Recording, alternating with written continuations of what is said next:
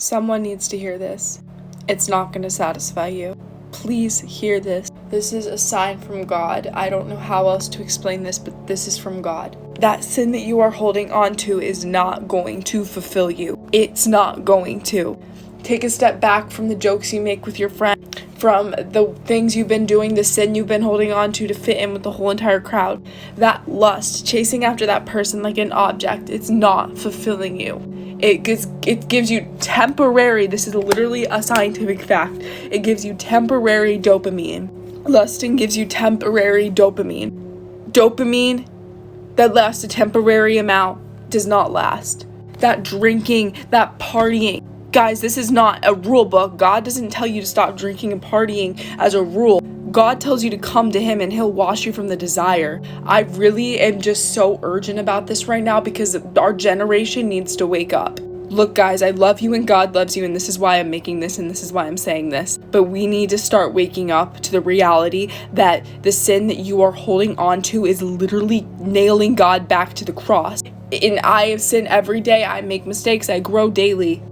As of we all do, but we cannot keep going along life saying, oh, it's okay, God will forgive me, don't worry about it. God forgives you, but God also sees you when you're just using him as a jack in the box or a little like free claw machine that just keeps going and going and going. God is not a side character in your life. He is not a religious figure that died for you just to treat him like someone you're cheating on.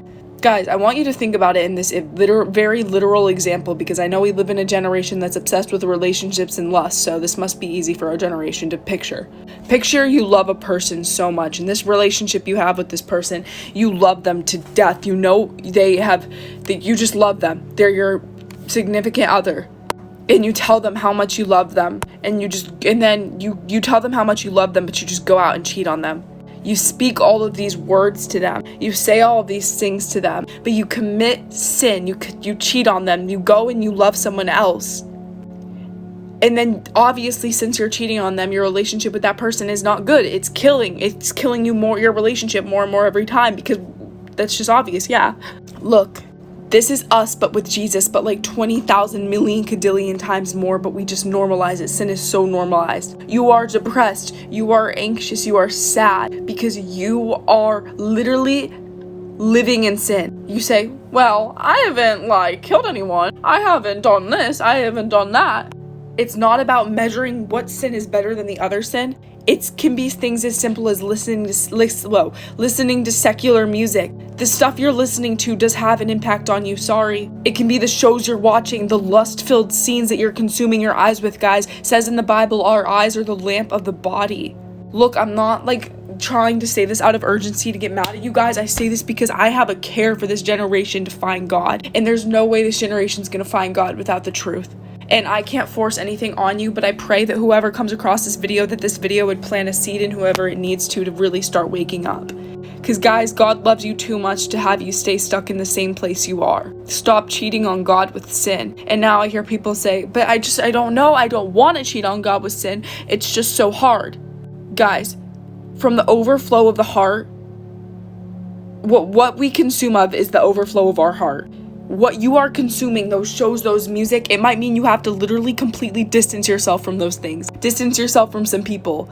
I don't know what it is, but that sin, those people that are leading you so obviously into sin, not in a mean way, but you might have to distance yourself for a little bit from them while you spiritually mature. You need to keep your spiritual eyes and ears and heart healthy. If that means you don't have any friends, that's okay. Jesus is the only friend you'll ever need. I'm saying that because I've experienced that. Guys, it's not about having a million friends. I promise you that there's a life beyond high school. There's a life behind partying in college.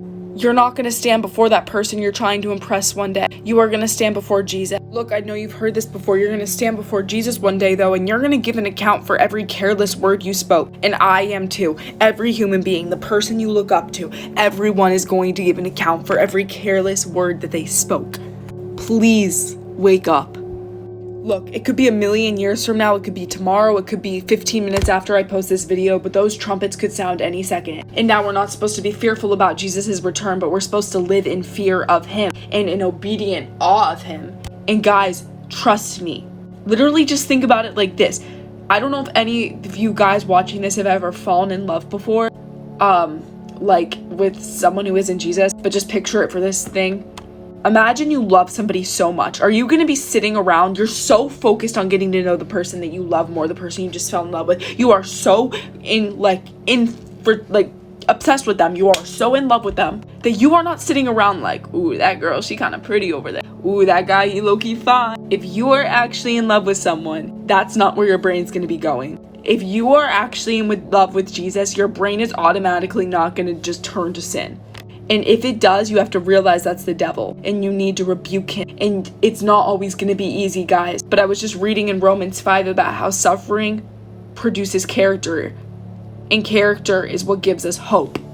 So the more suffering you go through, the more trials, the more you learn to persist through the pain of saying no to your flesh, the more you grow. It's like if you eat 5 chocolate cakes at one time, you're really craving the chocolate cake, so you eat it, it feels really good in the moment, but then after you're sick.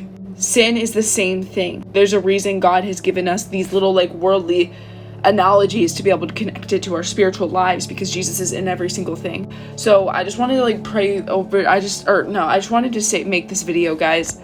I know that I know this is very urgent. This is just I know, but it's because it is urgent. Our generation needs to wake up. We really do. It is better to be alone and have absolutely no friends than to stay crucified to the cross of sin. Please wake up. It's time. God has such a bigger purpose for you. You are going to draw so many people to his kingdom. But you're not going to be able to do that if you're holding on to the sin, consuming things that fill your eyes with sin. Sin is dangerous. Stay away.